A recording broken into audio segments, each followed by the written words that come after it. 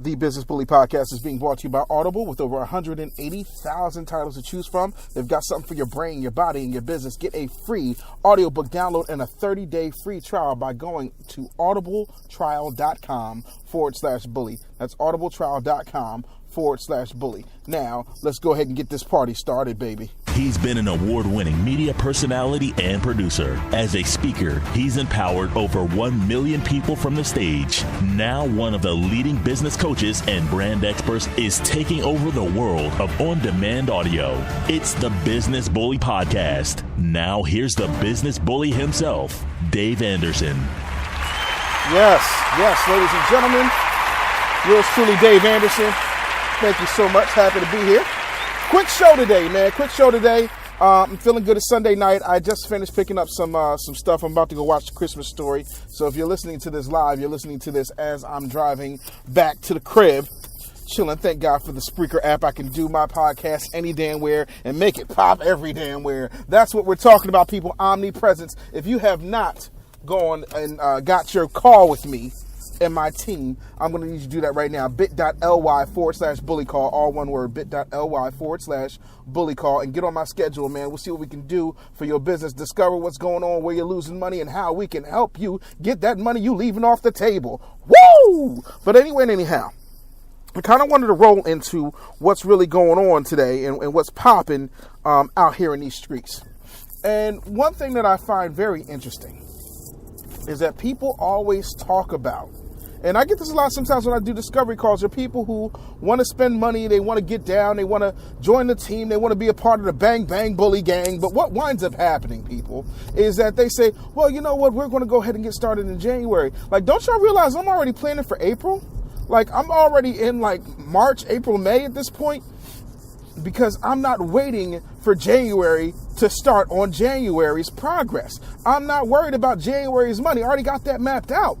I'm worried about May, June, July, August, September, October, November. Why I sound like we've been stuttering.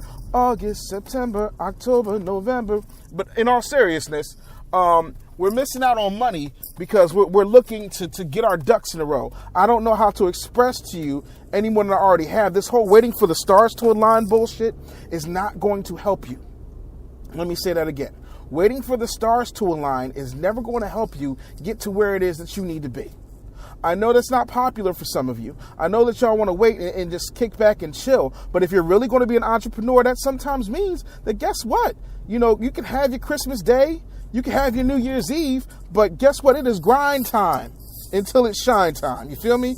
I'm hitting so many stages in 2018. It's not even funny, man. My agent is working on a brand new website, also a brand new press kit. I'm hitting all these colleges. We're looking at different sponsorship opportunities. The Business Bully Podcast is going to be going on tour. It's a lot of stuff, man. Launching another podcast with my wife. Like, there's so many ventures that I'm dealing. I got rid of a lot of dead weight in 2017 too, and a lot of people are feeling the vapors, but that's how it goes, you know. And you know, for me, it's one of those things. And listen, I don't expect everyone to always agree with everything that I say. Some of y'all believe wholeheartedly in Bitcoin. Congratulations. Enjoy yourself. It's a celebration. But getting in now that Bitcoin is $20,000 just doesn't make sense for me. But that's just the type of dude I am. So I'm looking at the front door. And I'm looking to help people be better. And I hate to see people sit around and wait and then wonder why everybody else is like dusting them. Everybody else is dusting them because while you were, you know, eggnogging it up, you know, somebody else was grinding. While you were talking about what it is that you were doing, somebody else was doing it. While you were planning it and imploring what former President George W. Bush refers to as strategery, people were actually executing. Y'all are so worried about being perfect. I ain't never perfect. There's always mistakes, man. And I'm gonna tell you the same thing that Robert Kiyosaki told a reporter one time. She said, "Yeah, I found typos in your book." He said, "What's it say on the front of my book?" It says, Rich Dad Poor Dad. He said, "What else does it say?" It says Robert Kiyosaki. He says, "What else does it say?" It says New York Times best-selling author. He said, "Yeah, it doesn't say best writing author anywhere." Done beats perfect every single time, but y'all are so stuck on perfect. Let me tell you something. Even Mary Poppins wasn't perfect. She told you I'm practically perfect in every way. Practicality is what y'all missed. She said I'm practically perfect in every way. Practically. The idea of almost being, practicing, being just about there, but done in every way. You know what I'm saying? Kappa Alpha Psi influences and always subscribes to achievement in every field of humor endeavor. For those of you, shout out to the noobs.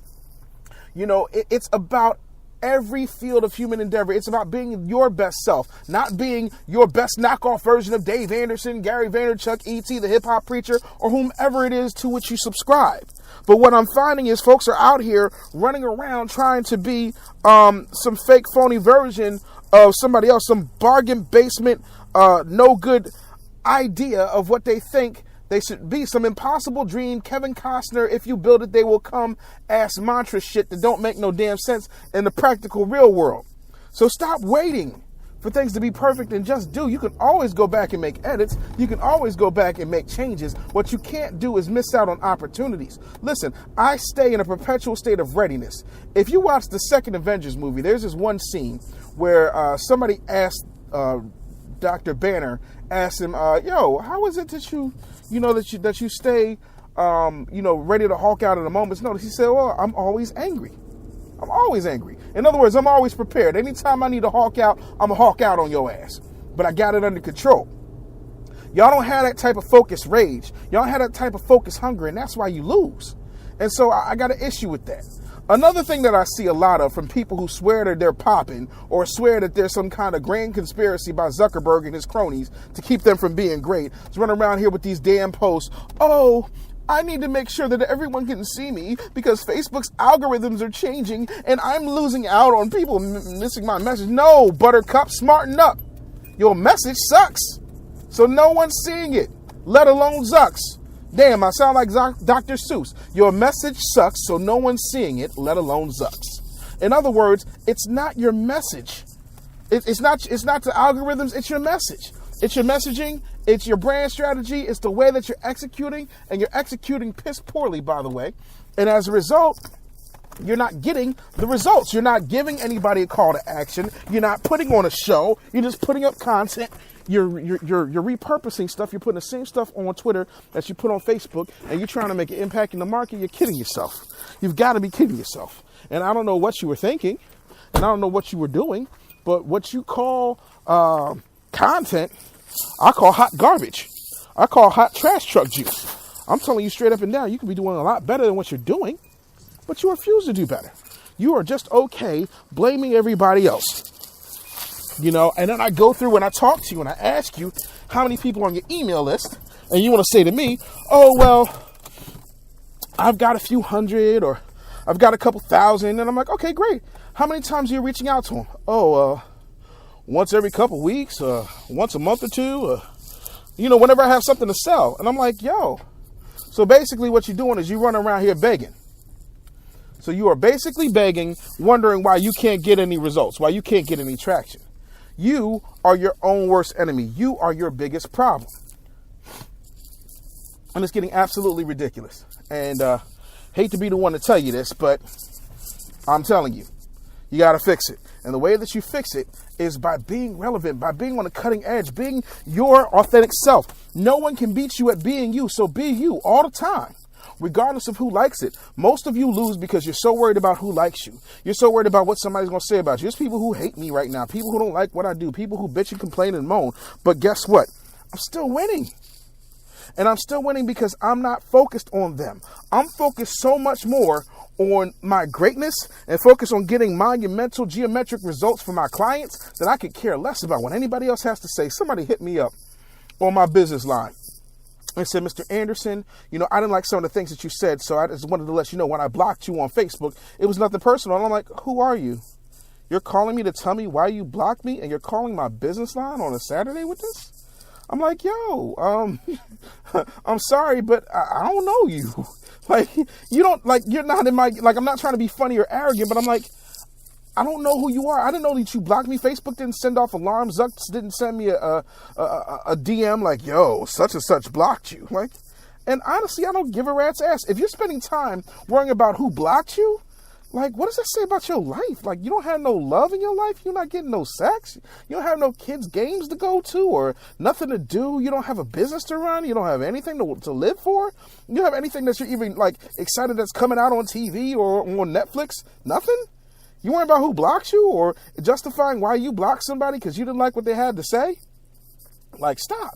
And she was like, yeah, I just didn't like what you had to say about network marketing. I said, I don't know why. I'm a network marketer. Who else would be better off? Yeah, I know that shocks a lot of people, but I do network marketing. I just don't do it like y'all do. I don't go to the hotels. I don't pose by the Porsche. I'm not heading over to a Holiday Inn Express to have you come to a business opportunity meeting. I don't do that shit.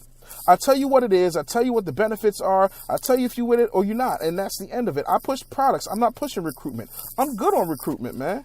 The people who rock with me, rock with me. Whoever doesn't, doesn't. And that's it. I don't need to force people, force things down people's throats. I don't need to do any of that fly stuff. All I need to do is be the most effective version of Dave Anderson I know how to be. And that's what y'all miss out on. So y'all busy trying to do all this old fly stuff, worrying about algorithms and all this dumb stuff that really doesn't apply to you when it's really your lack of understanding how to engineer content the right way. And I want you guys to, if you have not subscribed to the podcast, go to iTunes, go to Google Play, go to Stitcher, wherever you listen to podcasts, and subscribe to the Business Bully podcast and then share it with somebody. Now, on to this Omarosa shit. Here's what kills me, especially when it comes to black people. Not all black people, but black people who are vocal about dumb stuff. Omarosa is a sellout. And I'm like, how y'all saying she's a sellout? Well, she worked for a white man. 90% of y'all work for white men. So now what? Well, she don't care about the race and this, that, and third. She married to a black man, was engaged to another black man, but he died. I ain't never heard her be with anything but black people. She went to Howard University. I don't understand how somebody hates their race, goes to a historically black college. But at the end of the day, the thing of it is, if somebody has a difference of political opinion, make sure you understand what your political opinion is and why it is. And understand that whether or not they got ostracized or whatever else, it's like if you root for OJ, but you got an issue with Omarosa, you crazy. Because I don't remember getting anything from OJ being let go because he got 10 years for stealing his own stuff back when he got, I can't even. So, to me, it's just kind of laughable. And I don't think we really take time to really educate ourselves on things. But at the end of the day, if Omarosa's got information and she want to spill the beans and she want to put it in a book, Robin Roberts, then yeah, cool. But here's what kills me about Robin Roberts' ass, right? Robin Roberts was like, oh, Bob Felicia, this, that, and the third. But look how many times Good Morning America has used Robin Roberts to shit on black people. She did it with Nate Parker. Go back and YouTube and Google everything I'm saying. See if you catch me in a lie. She shit on Nate Parker. She was told not to ask certain questions of Chris Brown, and she asked them anyway on live television. And wonder why Chris Brown got pissed off, because you railroaded the man. So if anybody's really detrimental to black people, at best, Robin Roberts is just as guilty, if not more guilty, than Omarosa is. But see, we don't like to have those conversations because y'all like Robin Roberts. Oh, and by the way, Robin Roberts is, if we're taking score on who's a sellout, if y'all are on a sellout argument, Robin Roberts is married to a white woman. Omarosa is married to a black man. So there's that. But yeah, okay. But again, I don't care who you're married to. I don't care who you love. I'm an advocate of the facts, Jack. And I think sometimes we miss out on the importance of being factual because we're so busy being emotional. So that's the long and the short of it, people. This is, like I said, a real short show. I'm about to go in here, watch A Christmas Story, and get my whole life. As always, you can go to bit.ly/bullycall and get at me and get on my schedule, man. I'd love to see you. Let me know what you think of the show. Share the content, share the content, share the content. Also, let me know the things you want to talk about, the places you'd like me to come and speak, all that good stuff. You can always email dave@businessbullyshow.com, or you can text Business Bully, 2 words, to 31996. All right, guys, I'll check you out next time. Take care. Want free business and marketing tips from Dave? Text Business Bully to 31996. That's Business Bully to 31996. Standard data and text message rates apply.